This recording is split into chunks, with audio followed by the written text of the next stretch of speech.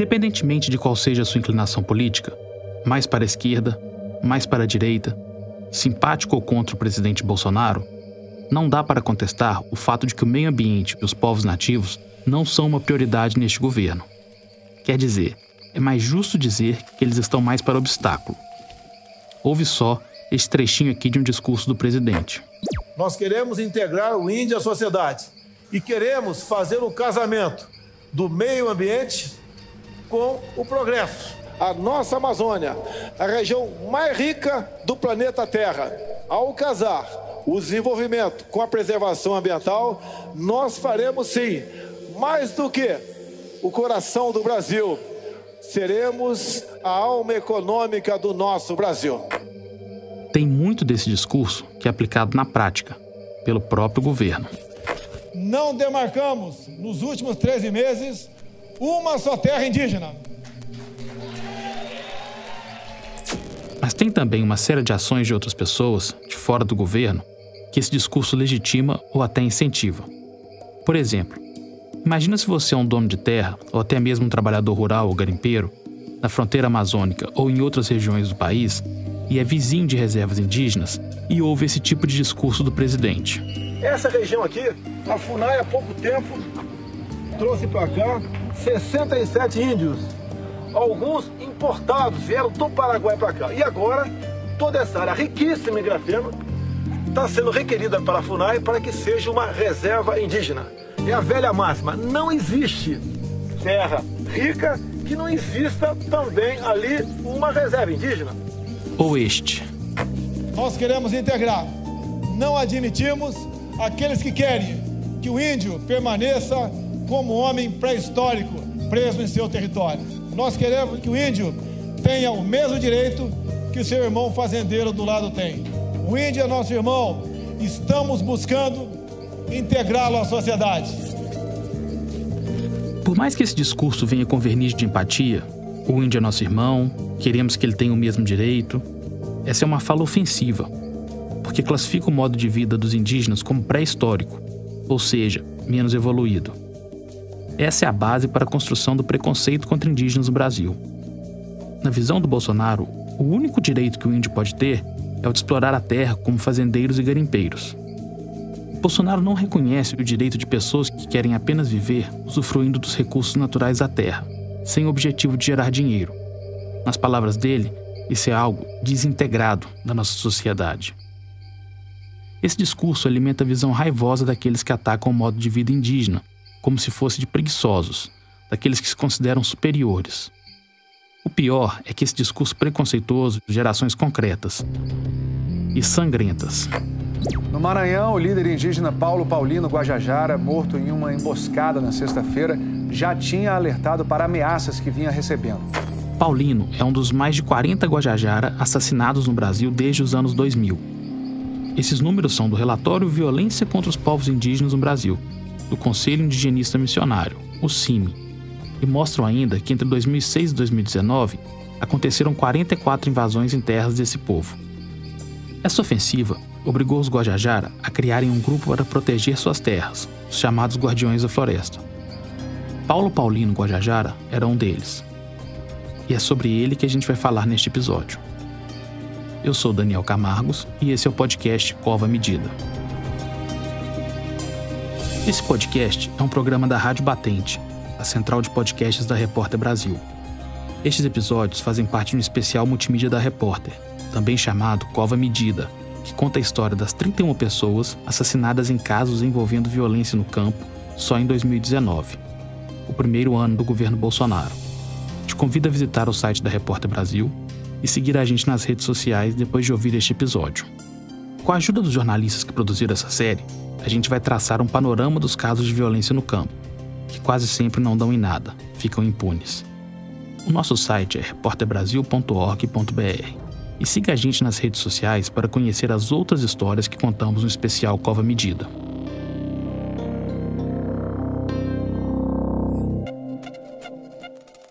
É absolutamente equivocado alguém dizer o que os índios querem, porque não são os índios É o povo Panará, é o povo Numbiquara, é o povo Guajajara, é o povo Chetá, é o povo Guarani. Bom, e aqui nós passamos o resto da vida falando dos 300 povos que tem no Brasil. Esse é o Carlos Marés, professor de Direito da PUC do Paraná e que foi presidente da Fundação Nacional do Índio, a FUNAI, durante o governo de Fernando Henrique Cardoso.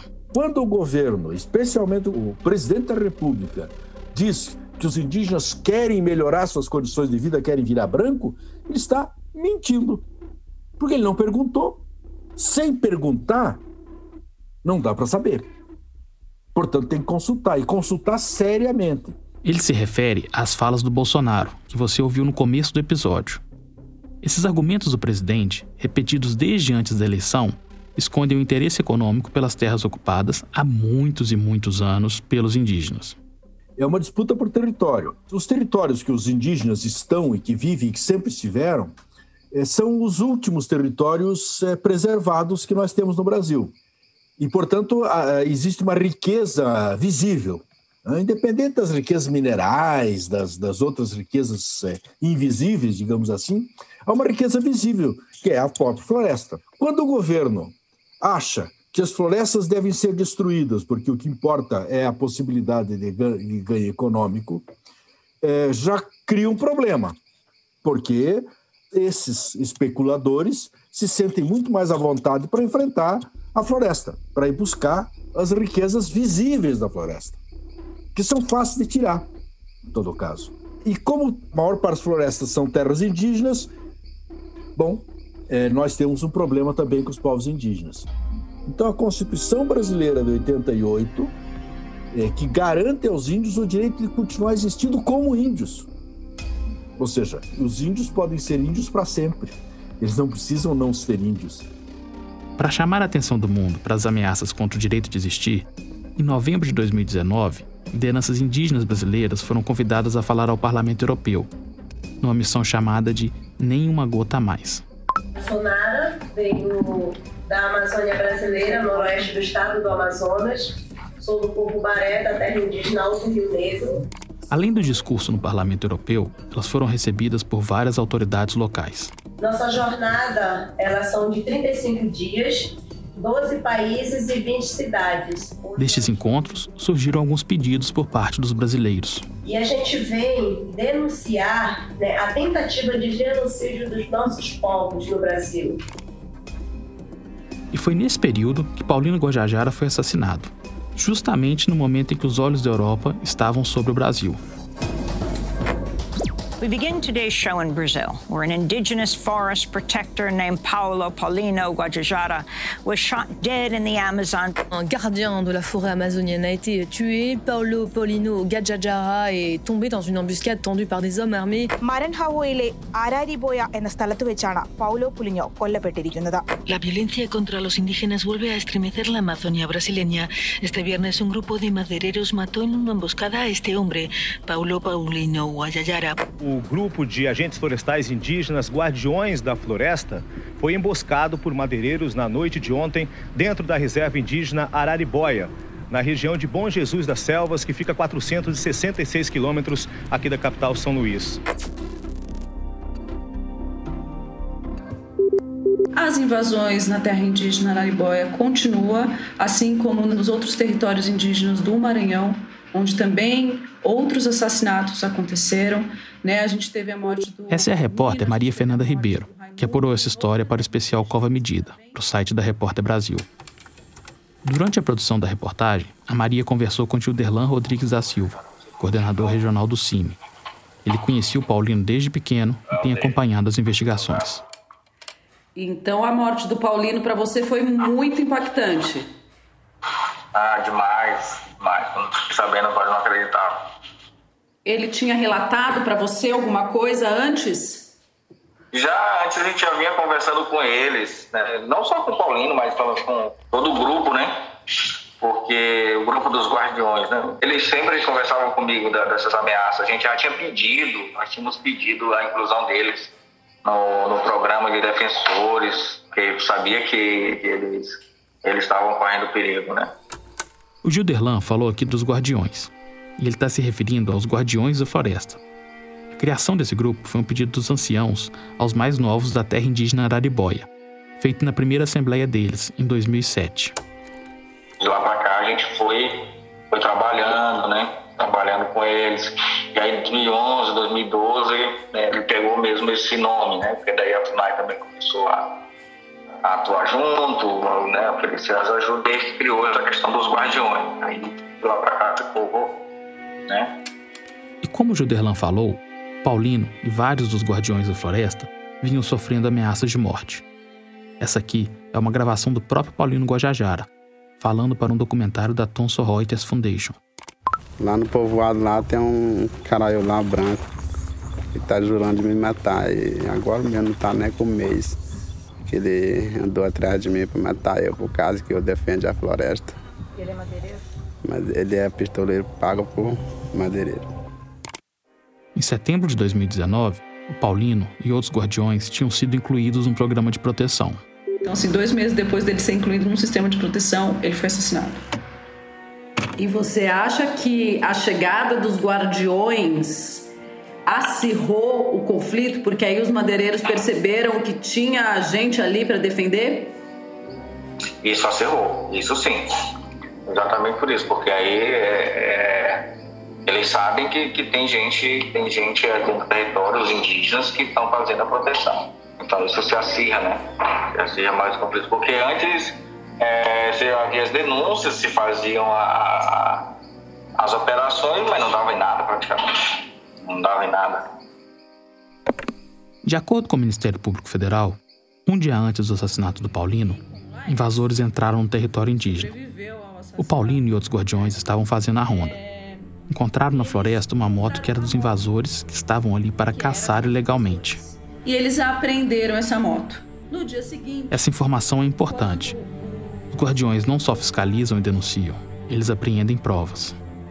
No primeiro dia de novembro de 2019, quando voltaram da caçada, os invasores deram falta dessa motocicleta. Seguindo as marcas de pneu na mata, eles chegaram nos indígenas. Foi neste momento que os pistoleiros dispararam contra Paulino e outro guardião, Laércio Guajajara. Parece que o Laércio correu durante 10 quilômetros para conseguir fugir também de ser assassinado pelos madeireiros. O caso do Paulino, o que lhe chama atenção é porque é um dos poucos crimes de morte contra indígenas esclarecido. O Paulino foi morto por madeireiros que invadiram o território. Segundo a polícia, os nomes deles são Antônio Wesley Nascimento Coelho e Raimundo Nonato Ferreira de Souza. Mesmo com toda a repercussão do assassinato do Paulino Guajajara, pouca coisa mudou depois disso.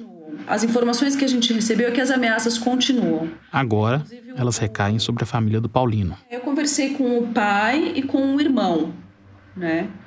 O pai dele diz que, né, sente muitas saudades, que como a morte do filho dele chamou a atenção do mundo todo, ele é também uma pessoa que se sente ameaçada, né, diante da repercussão. Eles se sentem também injustiçados e sozinhos e isolados, porque o Paulino, ele era o filho mais velho, né, dos irmãos. Ele ajudava a família, então assim, ele levava dinheiro para casa das diárias que ele fazia. Então a família está se sentindo desamparada pelo sistema. O Paulino tinha um filho de 1 ano e tanto a mulher dele, a viúva, como o filho, a última informação que eu recebi, que eles moram com o pai do Paulino. E sobre o Laércio, ele segue muito ameaçado, ele é a principal testemunha, né, desse assassinato? Sim, ele é a principal testemunha, ele sobreviveu, ele estava lá e as ameaças continuam. As informações que a gente recebeu é que as ameaças continuam. A Justiça aceitou uma denúncia do Ministério Público Federal e foi expedido também um pedido de prisão preventiva para os executores do crime. Só que não tem ninguém preso. Esse é Juderlan de novo. Ninguém foi preso ainda. Quem são essas pessoas que estão envolvidas na morte do Paulino? Olha, eles fazem parte desse esquema madeireiro, né? E é importante a gente entender como os homens que atiraram contra Paulino e Laércio se encaixam dentro do organograma da extração criminosa de madeira. A questão do madeireiro, ela não é um madeireiro, aquele do transportador, né? Que às vezes as pessoas confundem muito.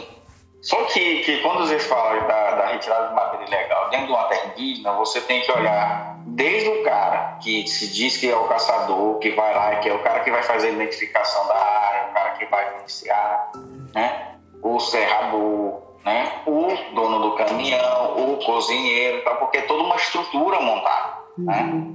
Dentro da terra indígena para poder viabilizar a retirada de madeira. Então não é tão simples assim. Os assassinos do Paulino pertenciam a esse grupo, conheciam a terra indígena muito bem. E conheciam também o Paulino? Não, eles não conheciam o Paulino, eles sabiam da existência de um grupo de guardiões. Tem apenas um que conhecia o Paulino, esse ele conhecia.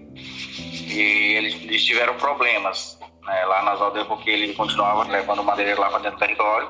E os indígenas tinham feito uma ação recente, onde tinham expulsado os madeireiros de lá. Tinham feito a apreensão de alguns caminhões. E esse conhecia bem o Paulino. E ele estava na região no dia do crime. Mas ele não está entre os que tiveram pedido de prisão? Não, não está. É isso que a gente também está lutando para ver se consegue que ele também tenha o pedido de prisão. A outra parte dessa indústria ilegal da madeira, os donos da grana mesmo, esses não dão as caras nos territórios. São os empresários, né? E esses nunca aparecem, né? Dificilmente se consegue identificar, né? Por ficarem na sombra, fica difícil para a fiscalização levantar as serrarias ligadas à extração ilegal de madeira. Porque nas regiões, às vezes, eles têm apelido, né? E aí o registro, muitas das vezes, é outro. Mas mesmo os que foram identificados com nome e sobrenome, como Antônio Wesley Nascimento Coelho e Raimundo Nonato Ferreira de Souza, acusados de terem matado o Paulino Guajajara, não estão presos. O crime é muito maior do que um homicídio. Esse é o Carlos Marés, ex-presidente da FUNAI, falando de novo. O crime são os homicídios resultados de uma ação criminosa de destruição da mata, da floresta, de destruição de trabalho fora indígena, que é o trabalho do carvoaria, por exemplo, né? Então, implica em um crime tão grande e tão bem feito e tão bem escondido e que gera tanto dinheiro que se torna muito difícil investigar. Por quê? Porque teria que pegar a cadeia. Teria que ter o Ministério do Trabalho, por exemplo, agindo contra o trabalho na carvoaria, que nós sabemos que grande parte dele é feito com o trabalho escravizado. A destruição da mata, os crimes ambientais, tem que ser associado aos crimes ambientais. E, por último, o contrabando de madeira, que é muito rendoso. Não é um assassino simplesmente, um matador. Então nós estamos diante de crime organizado. No caso Guajajara, especialmente, eles puseram a lista. Num dos mortos, cravaram a lista dos que vão morrer. E quem são os que vão morrer? Os fiscais Guajajara, que protegem a floresta. A história toda do Paulino consegue ficar ainda mais sinistra. É que Antônio Wesley e Raimundo Nonato, acusados de atirar nele, são acusados também de atirar em uma terceira pessoa, um colega deles que não teve o nome divulgado. A ideia era descaracterizar o crime e simular um confronto. O caso da morte do Paulino está tramitando na justiça, mas os acusados continuam por aí. Enquanto isso, o medo ronda as aldeias dos Guajajara e outros territórios indígenas Brasil afora. As invasões a terras indígenas, por exemplo, mais do que dobraram no primeiro ano do governo Jair Bolsonaro, um aumento de 135% em 2019, quando comparado a 2018. Os dados do relatório Violência contra os Povos Indígenas do Brasil, do Conselho Indigenista Missionário, apontam ainda para um total de 256 invasões, chamadas de possessórias, e também de exploração ilegal de recursos e danos ao patrimônio em terras indígenas, em 2019. No ano anterior, haviam sido 109 casos. A frieza desses números todos aponta para um cenário de permanente desamparo. Assim como Paulino, outros guardiões seguem se levantando para proteger o povo Guajajara, suas terras e a biodiversidade que garante o nosso futuro, ou o futuro do planeta. E, de novo, serão só eles por eles.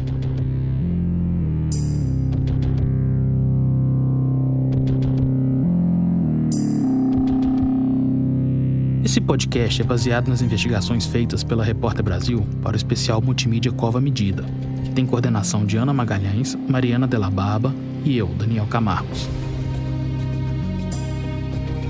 Na reportagem, além de mim, temos Diego Junqueira, Daniela Penha, Gisele Lobato, Joana Soares, Maria Fernanda Ribeiro e Pedro Cibai.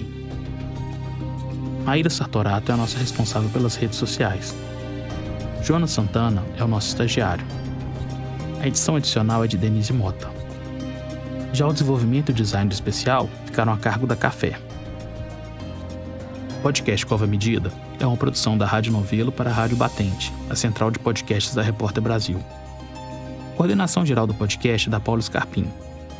O roteiro, a edição e a montagem são de Renan Suquevicius. A nossa música tema é composta pelo João Jabassi e pelo Luiz Rodrigues, da Pipoca Sound, que também fazem a finalização e a mixagem do programa.